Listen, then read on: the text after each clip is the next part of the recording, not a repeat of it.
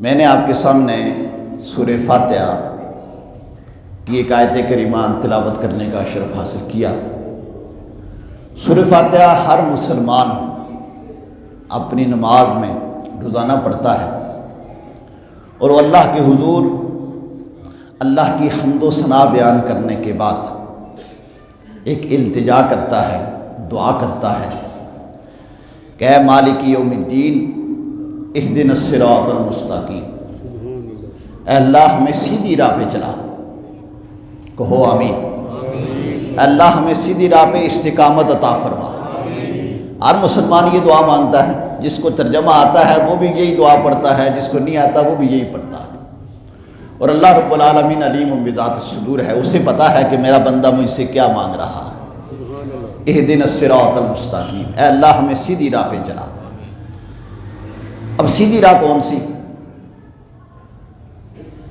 خود اس کا اللہ نے قرآن میں بیان فرمایا کہ سیدھی راہ ہے کیا۔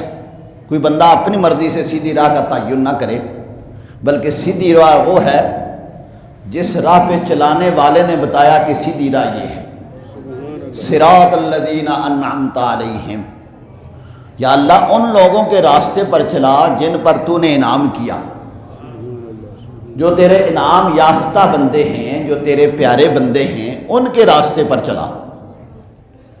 اب وہ انعام یافتہ بندے کون ہیں؟ القرآن یفسر بعضہ بعض، قرآن خود اپنی تفسیر بیان کرتا ہے۔ اللہ رب العالمین نے سورہ نساء میں ان انعام یافتہ بندوں کو بھی 5ویں سپارے میں بیان فرمایا۔ رب کائنات نے ارشاد فرمایا اولئک الذین انعم اللہ علیہم من النبیین والصدیقین والشہداء والصالحین وحسن اولئک رفیقا۔ فرمایا جن پر اللہ کا انعام ہوا وہ نبی ہیں، وہ صدیق ہیں، وہ شہید ہیں، اور وہ اللہ کے ولی ہیں، اولیاء اللہ ہیں۔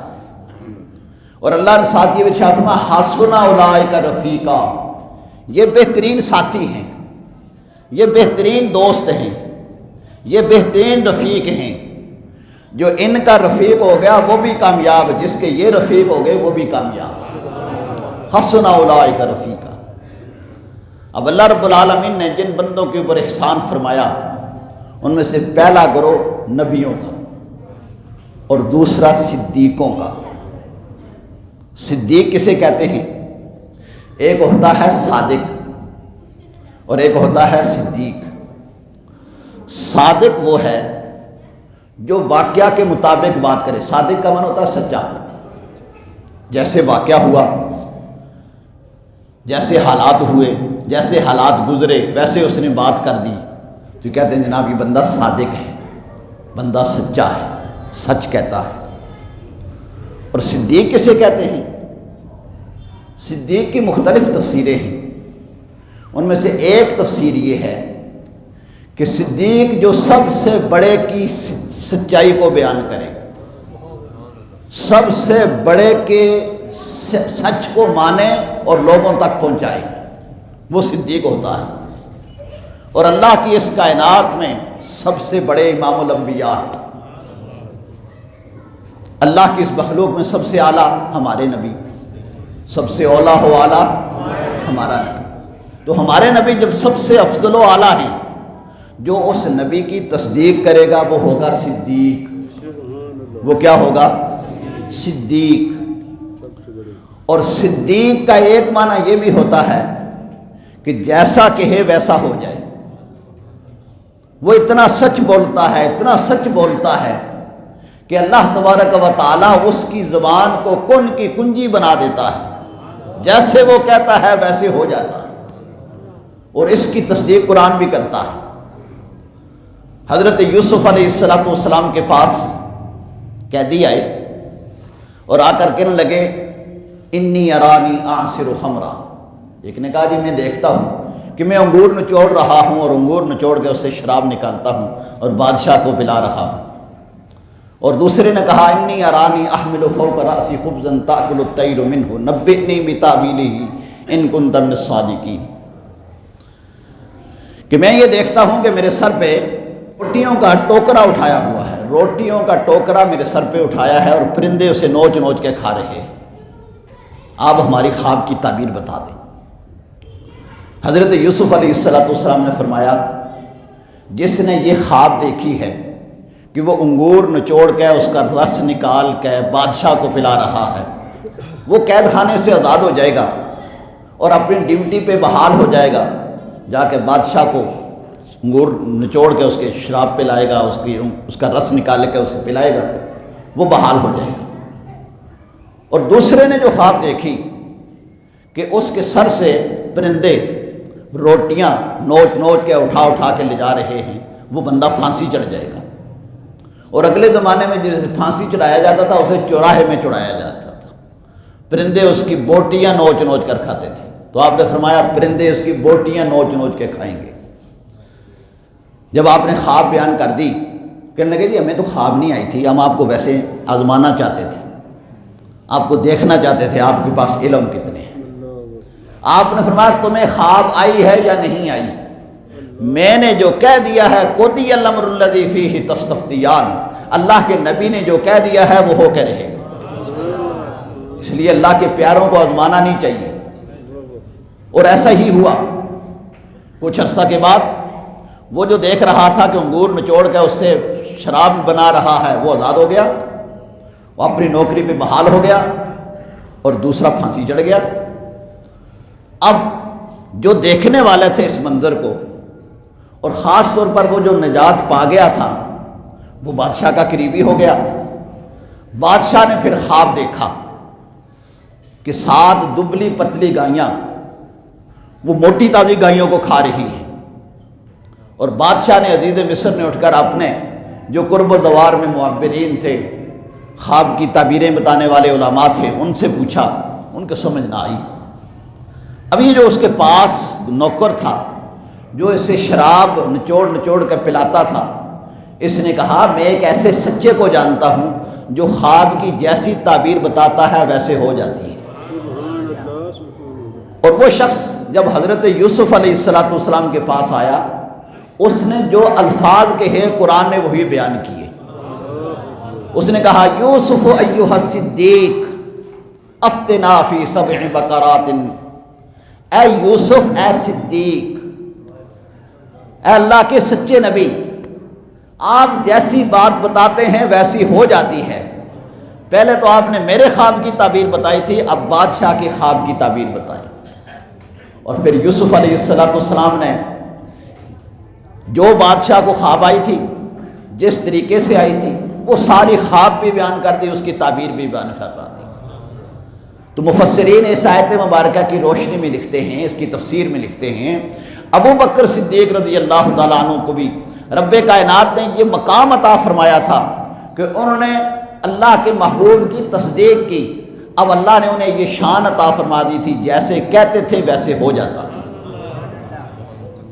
اس لیے اللہ نے ارشاد فرمایا جن پر اللہ کا انعام ہوا وہ نبی ہیں، وہ صدیق ہیں، اور ہم نماز میں دعا مانگتے ہیں اللہ ان لوگوں کے راستے پر چلا جن پر تیرا انعام ہوا۔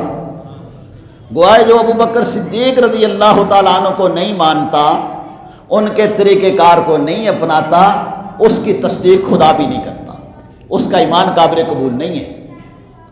اس لیے بقیہ صحابہ کے نام رضوان اللہ تعالیٰ علیہ مجمعین، ان کی صحابیت کو حضور نے بیان فرمایا، اور ابو بکر صدیق رضی اللہ تعالیٰ عنہ کی صحابیت کو رب کائنات نے بیان فرمایا۔ اذ یقول لصاحبہ لا تحزن ان اللہ معنا، اللہ نے شاہ فرمایا کہ جب میرے محبوب اپنے صحابی سے کہہ رہے تھے، اپنے صاحب سے کہہ رہے تھے، فکر کرنے کی ضرورت نہیں، اللہ ہمارے ساتھ ہے۔ اور ابو بکر صدیق رضی اللہ تعالیٰ عنہ وہ ہستی ہیں جنہیں صدیق خود خدا نے کہا، خود مصطفیٰ نے کہا۔ نبی پاک صلی اللہ علیہ وآلہ وسلم نے ارشاد فرمایا میں معراج کی رات جب آسمانوں پہ گیا، فرمایا میں نے آسمان کے ہر کنارے پہ، جنت کے ہر دروازے پہ اور ہر پتے پہ لکھا ہوا دیکھا، میرے نام کے ساتھ ابو بکر صدیق کا نام لکھا ہوا ہے، اور فرمایا ابو بکر کو خدا بھی صدیق کہتا ہے۔ اور جبرائیل امین نے اس مقام پہ ابو بکر صدیق کو صدیق کہا جہاں کوئی انسان کی سوچ بھی نہیں جا سکتی۔ نبی پاک صلی اللہ علیہ وآلہ وسلم جب ساتوں آسمانوں سے آگے تشریف لے گئے، سدرۃ المنتہا پہ پہنچے، جبرائیل کہنے لگے یا رسول اللہ لو دنوت ان ملت اللہ ترکتو، یہاں سے آگے میں ایک بال برابر بھی گیا تو میں جل کے راکھ ہو جاؤں گا، میں آگے نہیں جا سکتا، بس میری یہاں انتہا ہے۔ حضور نے فرمایا تمہاری انتہا ہے، ہماری ابتدا ہے، تم نہیں جا سکتے، ہم جا سکتے ہیں۔ سرکار نے فرمایا کہ میں راتوں رات تنہائیوں میں یہاں آیا، یہاں سے آگے گیا، واپس جا کے جب اپنی قوم کو بتاؤں گا کہ میں راتوں رات مسجد حرام سے مسجد اقصیٰ گیا، مسجد اقصیٰ میں انبیاء کو نمازیں پڑھائیں، اور انبیاء کو نمازیں پڑھا کے ساتوں آسمانوں سے ہوتا ہوا لامکان سے آگے چلا گیا، میری بات مانے گا کون؟ تصدیق کون کرے گا؟ تو جبرائیل امین نے کہا 1,24,000 انبیاء کرام علیہ السلام کے صحابی نے کہا، حضرت جبرائیل امین 1,24,000 انبیاء کے زیارت کرنے والے ہیں، ان کے پاس حاضری دینے والے ہیں، فرشتوں کے امام ہیں، اور فرشتوں کے امام نے تصدیق کی، یا رسول اللہ کوئی مانے نہ مانے ابو بکر صدیق آپ کی تصدیق کریں گے، ابو بکر صدیق آپ کو مانیں گے۔ اور کیا شان و عظمت ہے کہ ابو بکر صدیق رضی اللہ تعالیٰ عنہ کو خود خدا صدیق کہہ رہا ہے، جبرائیل امین صدیق کہہ رہے ہیں، اور نبی پاک صلی اللہ علیہ وآلہ وسلم نے 1 2 3 مرتبہ نہیں، بارہا ابو بکر صدیق کو صدیق کہا۔ آپ اپنے یاروں کے ساتھ اود پہاڑ پہ تشریف لے گئے، اور اود پہاڑ اپنے مقدر پہ جھومنے لگا کہ میرے آقا تشریف لائے ہیں، امام الانبیاء تشریف لائے ہیں۔ اب اود پہاڑ پہ زلزلہ آ گیا، اور رسول پاک صلی اللہ علیہ وآلہ وسلم، اب ہمارے زمانے میں زلزلہ آیا ہم بھاگ جاتے ہیں، ہمیں ہوش نہیں رہتا، ہم کریں کیا، ہم جائیں کدھر؟ لیکن قربان جائیں امام الانبیاء پہ، سرکار دو عالم صلی اللہ علیہ وآلہ وسلم پہ۔ اود پہاڑ پہ زلزلہ آیا، اود پہاڑ جھومنے لگا، حضور نے اپنی ایڑی مبارک ماری اور ارشاد فرمایا اثبت یا جبل فإن علیک نبی و صدیق و شہیدان، فرمایا پہاڑ ٹھہر جا، تیرے اوپر ایک اللہ کے نبی ہیں، ایک صدیق ہیں، 2 شہید ہیں۔ فرمایا الاحد یحبنا ونحبہ، یہ احد پہاڑ زلزلہ ایسے نہیں آیا، یہ ہماری محبت میں جھوم رہا تھا، یہ ہم سے محبت کرتا ہے، ہم اس سے محبت کرتے ہیں۔ اور سرکار نے فرمایا کل قیامت کے دن احد پہاڑ ہمارے ساتھ جنت میں ہوگا۔ قربان جائیں آقا کی عظمت پہ، اگر پتھر حضور کے ساتھ محبت کریں تو پتھر جنت میں جا سکتے ہیں، تو یہ غلام محبت کریں گے تو یہ کیوں نہیں جا سکتے؟ اس لیے اپنے آقا پہ کثرت سے درود و سلام پڑھا کرو، حضور کی نعت خوانی کیا کرو۔ حضور یہ بھی جانتے ہیں پتھر کے دل میں کیا ہے، جہاں پتھر دل ہوتا ہی نہیں وہاں بھی جانتے ہیں، تو اپنے غلاموں کو تو بدرجہ اولا جانتے ہیں۔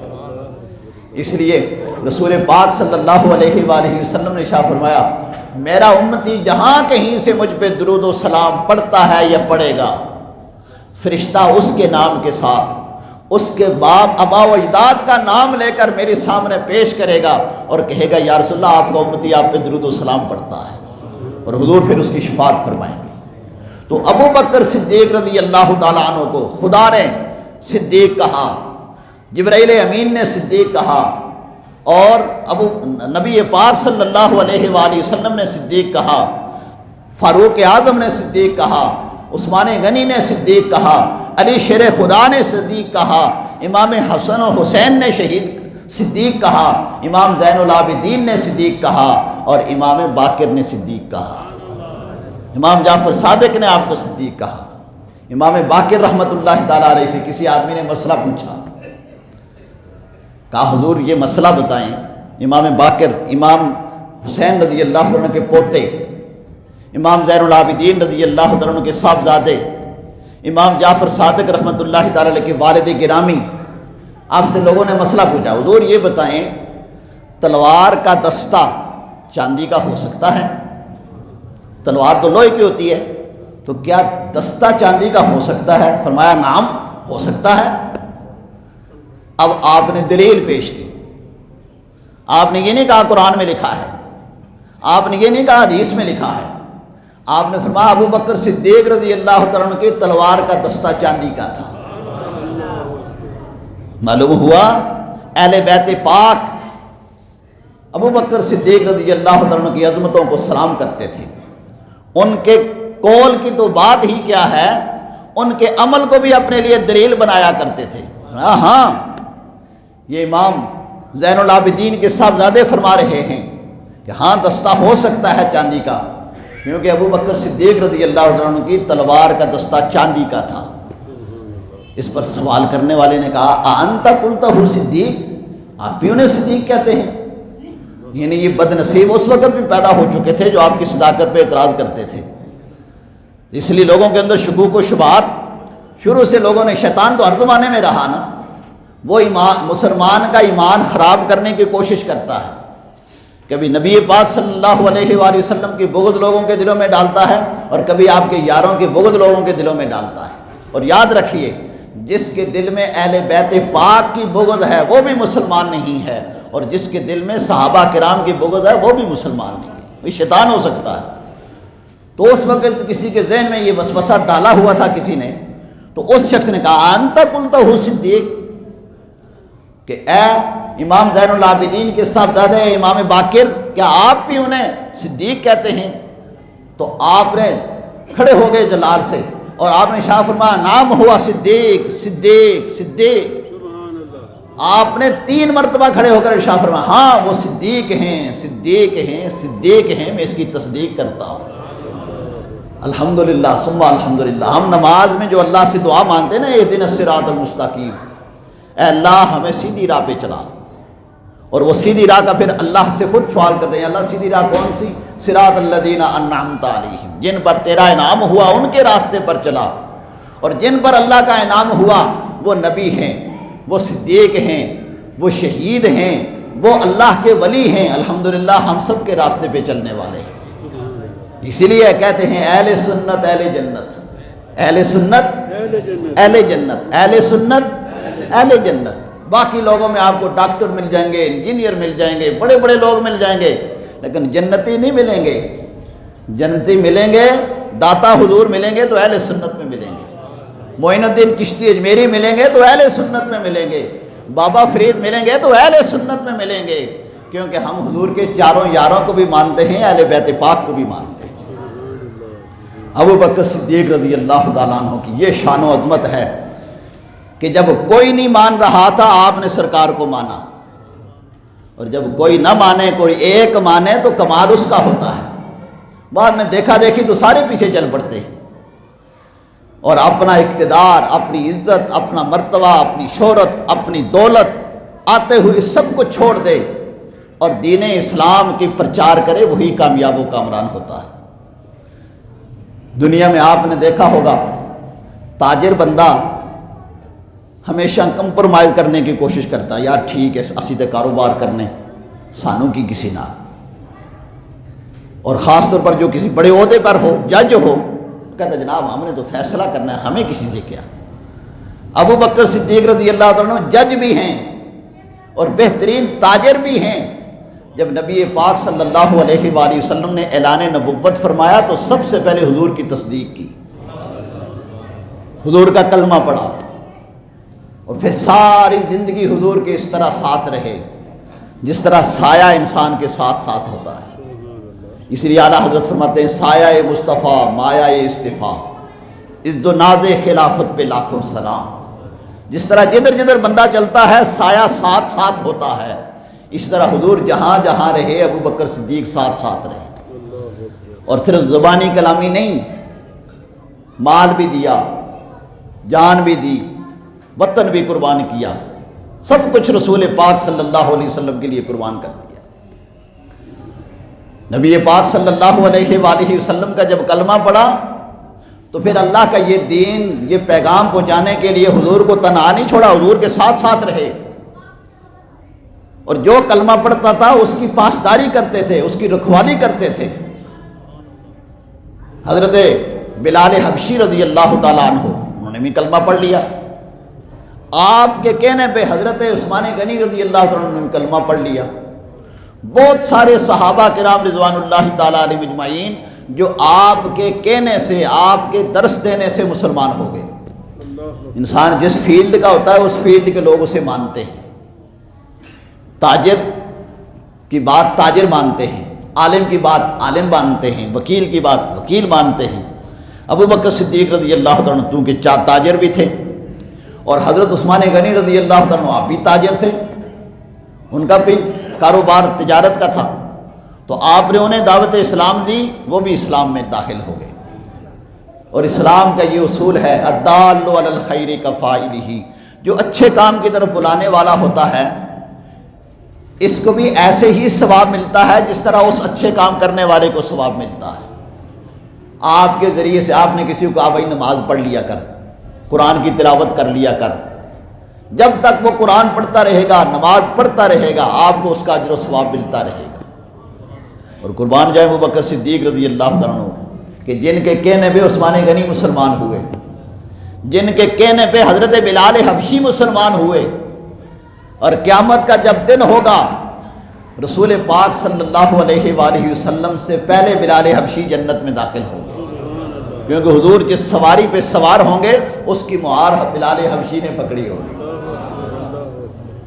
قیامت تک مؤذنین کی، قیامت کے دن مؤذنین کی صفیں علیحدہ ہوں گی، اور وہ اتنے بلند و بالا ہوں گے کہ لوگ گردن اٹھا اٹھا کر انہیں دیکھیں گے اور کہیں گے یا اللہ یہ کون ہیں جنہیں اتنا مرتبہ اور مقام ملا ہے.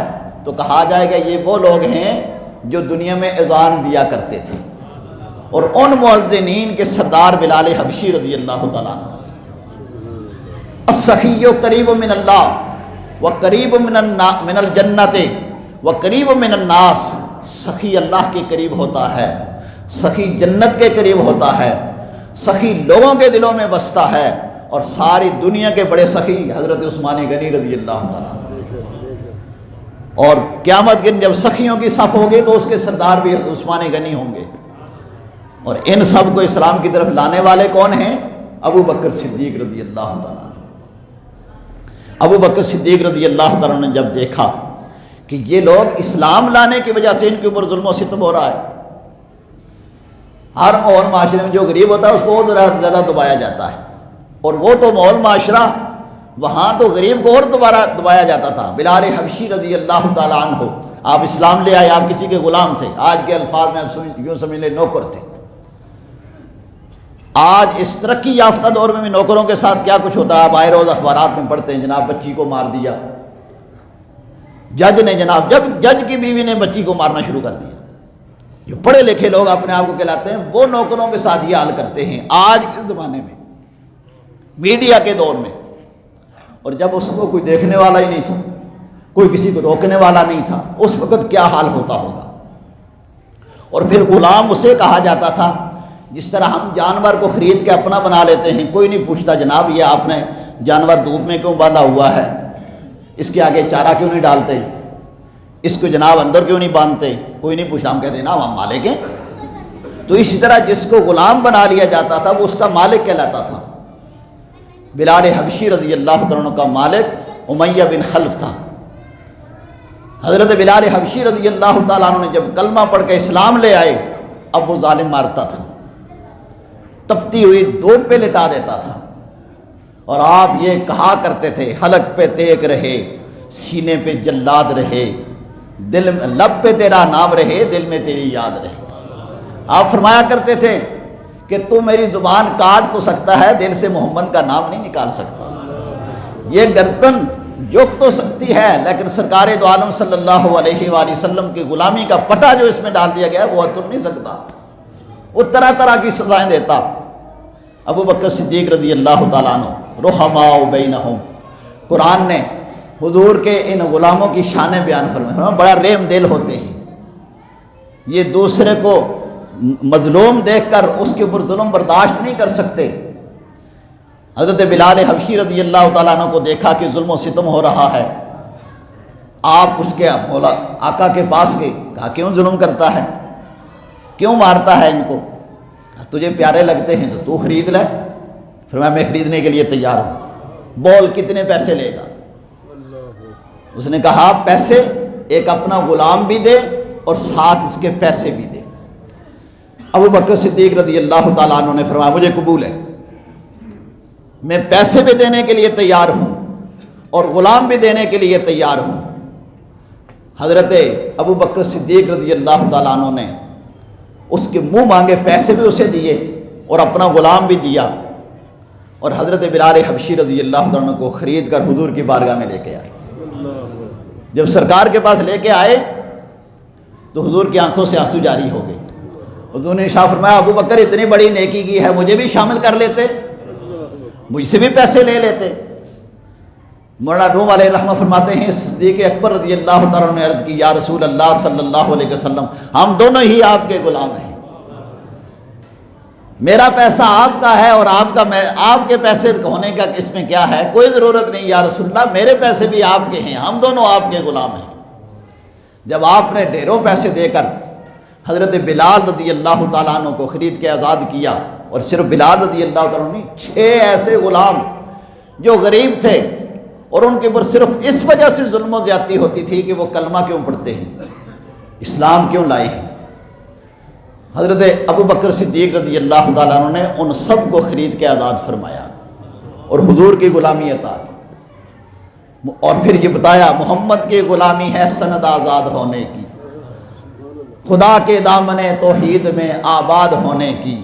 جو محمد کا غلام بنتا ہے وہ ہر غلامی سے آزاد ہو جاتا ہے اور اسے پھر اللہ کی اس کائنات میں عظمتیں نصیب ہوتی ہیں۔ جب آپ نے ان غلاموں کو خرید کے آزاد کیا تو تانا دینے والے ہر زمانے میں ہوتے ہیں، وہ کسی جگہ بندے کو نیکی نہیں کرنے دیتے، نیکوکاروں کو بھی تان و تشنیع کرتے ہیں۔ تو لوگوں نے اس وقت کہا ہو سکتا ہے ان کا ابو بکر صدیق کے اوپر کوئی احسان ہو، اس لیے اتنے پیسے دے کر ان کو خریدا ہے، یا ابو بکر صدیق نے اپنے کسی لالچ کی خاطر انہیں خریدا ہے۔ تو اللہ رب العالمین نے ابو بکر صدیق کی شان و عظمت کے لیے قرآن نازل فرما دیا، فرمایا اللہ نے ارشاد فرمایا وَسَيُجَنَّبُهَا الْأَتْقَى الَّذِي يُؤْتِي مَالَهُ يَتَزَكَّى، فرمایا بہت دور رکھا کے جائے گا جہنم سے اسے جو بڑا پرہیزگار ہے، اور الَّذِي يُؤْتِي مَالَهُ يَتَزَكَّى، وہ مال اپنا صرف اس لیے دیتا ہے کہ وہ پاک اور صاف ہو جائے، کیونکہ اللہ کی راہ میں مال دینے سے مال ستھرا ہوتا ہے، پاک ہوتا ہے۔ اور رب کائنات نے ارشاد فرمایا وَمَا لِأَحَدٍ عِندَهُ مِن نِعْمَةٍ تُجْزَىٰ، کسی کا اس پہ کوئی احسان نہیں جس کا یہ بدلہ دے، کسی کا ان پہ کوئی احسان نہیں، ان کا ساری کائنات پہ احسان ہے۔ اس لیے رسول پاک صلی اللہ علیہ وآلہ وسلم نے ارشاد فرمایا کہ جس جس کے بھی مجھ پہ احسانات تھے میں نے سارے احسانوں کا بدلہ چکا دیا، سب کے احسانوں کا بدلہ اس دنیا میں دے دیا، اور ابو بکر صدیق تم وہ ہو تمہارے احسانوں کا بدلہ رب کائنات قیامت کے دن عطا فرمائے گا۔ مالک کونین ہیں گول پاس کچھ رکھتے نہیں، حضور جو مالک کونین ہیں وہ آقا فرما رہے ہیں ابو بکر صدیق تمہارے احسانوں کا بدلہ رب کائنات ہی عطا فرما سکتا ہے۔ اس لیے کتنا نادان ہے وہ شخص جو ابو بکر صدیق رضی اللہ عنہ کی شان میں بونکتا ہے، ان کی تو شانیں اللہ قرآن میں بیان فرماتا ہے، اور اللہ نے ارشاد فرمایا ان کی شان کیا ہے، فرمایا اِلَّا ابْتِغَاءَ وَجْهِ رَبِّهِ الْأَعْلَىٰ وَلَسَوْفَ يَرْضَىٰ، وہ اپنے رب اعلیٰ کی رضا چاہتا ہے۔ ہم میں سے کوئی بندہ نیکی کرے، ہمیں کیا پتا جناب کس لیے کر رہا ہے، ہم تو دل کی باتیں نہیں جانتے، لیکن ابو بکر صدیق رضی اللہ تعالیٰ عنہ کے دل کی نیت، ان کا ارادہ کیا ہے رب کائنات بتا رہا ہے۔ رب نے فرمایا میرے محبوب کا یار اللہ میری رضا کی خاطر نیکیاں کرتا ہے، اور پھر شاہ فرمایا وَلَسَوْفَ يَرْضَىٰ، ان کا رب ضرور ان سے راضی ہوگا۔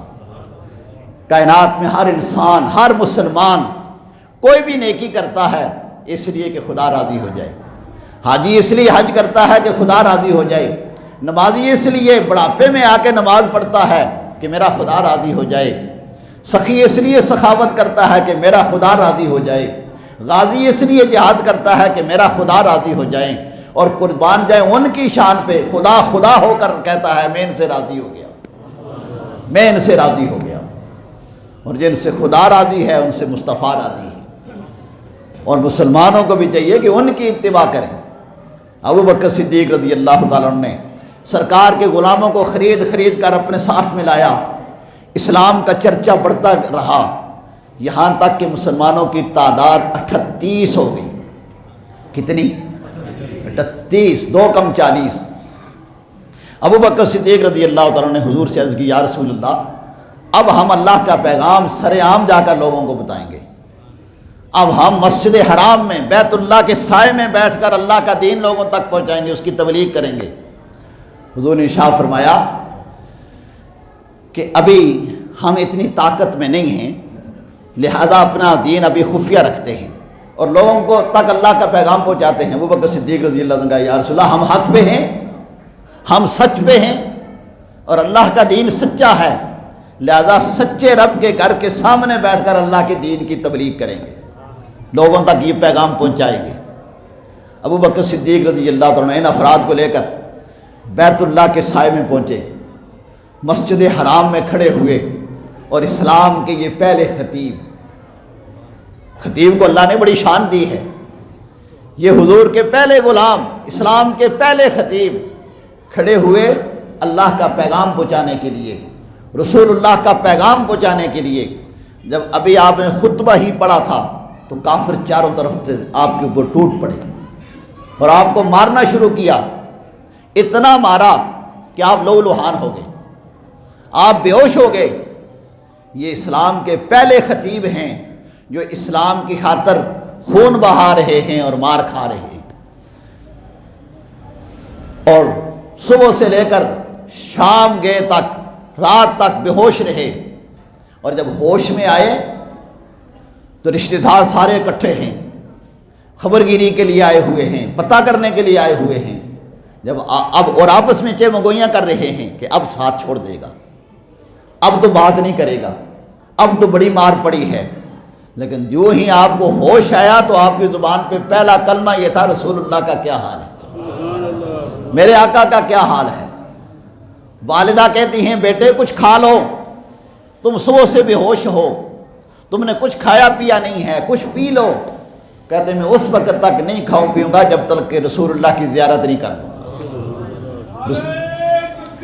اللہ اکبر، یا رسول اللہ صلی اللہ، یا الہی حق جا، یا غوث عالم دستگیر، زندہ باد، زندہ باد، زندہ باد۔ تو حضرت ابو بکر صدیق رضی اللہ تعالیٰ نے اسلام کی خاطر اتنی تکلیفیں اٹھائیں۔ آج ہم کہتے ہیں اسلام پہ چلنا بڑا مشکل ہے، علین بچھے ہوئے ہیں، پنکھے لگے ہوئے ہیں، اے سی لگے ہوئے ہیں، جوتی اٹھا لی جاتی ہے، اور نہ جی مسجد میں نہیں جانا جناب، مسجد میں جناب جوتیاں چکی جاتی ہیں۔ اللہ کے بندو، اللہ کا شکر ادا کرو، اللہ نے تمہیں مسلمان بنایا ہے، رسول پاک صلی اللہ علیہ وآلہ وسلم کے غلاموں میں اللہ نے پیدا کیا ہے، اور اس دور میں اللہ نے پیدا کیا ہے کہ جہاں چاروں طرف اسلام کے نام لیوا ہیں، پھر ہم کہیں کہ جناب اسلام پہ چلنا مشکل ہے۔ اب شرعی احکامات ہمارے لیے اتنے واضح ہو گئے، قرآن پاک کے ترجمہ آ گیا، قرآن پاک کی تفسیر آ گئی، حدیثوں کی تفسیر آ گئی، صبح شام مدارس میں، مساجد میں درس و تدریس ہوتا ہے، اس کے باوجود بھی اسلام کی طرف نہ آئے تو بد نصیبی نہیں تو اور کیا ہے۔ اسلام ان کے لیے مشکل تھا کہ بیٹے کو چھوڑا، ماں باپ کو چھوڑا، بہن بھائیوں کو چھوڑا، اپنے کاروبار کو چھوڑا، اپنے اقتدار کو چھوڑا، اور رسول پاک صلی اللہ علیہ وآلہ وسلم کی غلامی اختیار کی، اور اس نتیجے پہ پہنچے، یہ اعلان کرتے رہے، انہیں جانا، انہیں مانا، نہ رکھا غیر سے کام، للہ الحمد میں دنیا سے مسلمان گیا۔ جب ان کا یہ عقیدہ تھا، یہ اعتقاد تھا، تو وہ کامیاب رہے، اور ان کی شان رب نے قرآن میں بیان فرمائی، نبی نے اپنے فرمان میں بیان فرمائی صلی اللہ علیہ وآلہ وسلم۔ قیامت تک ممبروں پہ ان کا ذکر خیر ہوتا رہے گا، اور اس طرح اللہ نے ان کی شانیں بیان فرمائیں۔ انشاءاللہ ہجرت کا واقعہ آئندہ جمعۃ المبارک کو تفصیل سے عرض کروں گا، صرف آخری بات، کیونکہ اب آپ کافی آ چکے، آخری بات کہہ کے ابو بکر صدیق رضی اللہ تعالیٰ جب حضور کو ساتھ رہ کے غار میں پہنچ گئے اور عرض کی، یا رسول اللہ صلی اللہ علیہ وسلم، پیاس لگی ہے، بڑی سخت پیاس لگی ہے، تو حضور نے ارشاد فرمایا اذهب الى صدر الغار فاشرب الماء، فرمایا غار کے درمیان میں چلے جاؤ اور وہاں سے جا کے پانی پیو۔ ابو بکر صدیق رضی اللہ تعالیٰ نے یہ نہیں عرض کی یا رسول اللہ میں نے خود تو سارے غار کی صفائی کی ہے، اس میں پانی ہے تھا ہی نہیں، پیوں گا کہاں سے؟ لیکن ان کا یہ یقین تھا کہ پانی ہے یا نہیں ہے، میرے آقا نے کہہ دیا ہے اب آ گیا ہے، اب آ گیا ہے۔ چنانچہ وہ گئے غار کے درمیان میں، وہاں سے جا کے پانی پیا اور عرض کی یا رسول اللہ صلی اللہ علیہ وسلم ایسا پانی زندگی میں کبھی نہیں پیا، یہ شہد سے زیادہ میٹھا اور دودھ سے زیادہ سفید۔ یا رسول اللہ یہ پانی آیا کہاں سے؟ فرمایا ابو بکر صدیق تمہارے لیے رب کائنات نے جنت کی نہر یہاں جاری فرما دی تھی۔ اللہ اکبر، یا رسول اللہ صلی اللہ علیہ وسلم، یا علی یا غوث آدم دستگیر، فرمایا تمہارے لیے اللہ نے جنت کی نہر یہاں جاری فرما دی کہ محمد سے وفاتوں نے تو ہم تیرے ہیں۔ یہ جہاں چیز ہے کیا، لوح و قلم تیرے ہیں، محمد کے غلام بن کے تو دیکھو رب کائنات کیسے جنت کی نہریں جاری فرماتا ہے۔ عرض کی یا رسول اللہ اللہ کی بارگاہ میں میری اتنی شان ہے؟ فرمایا ابو بکر تمہاری اتنی شان ہے کہ اگر کوئی آدمی 70 نبیوں جیسے عمل لے کر آئے اور تمہارے ساتھ محبت نہ کرتا ہو، اللہ اس کے عمل کو برباد کر دے گا، اسے جہنم میں رسید کرے گا اور جنت میں وہی جا سکے گا جو آپ کا غلام ہوگا۔ اللہ آپ کی غلامی نصیب فرمائے اور اسی پہ خاتمہ نصیب فرمائے۔ وآخر دعوانا ان الحمد للہ رب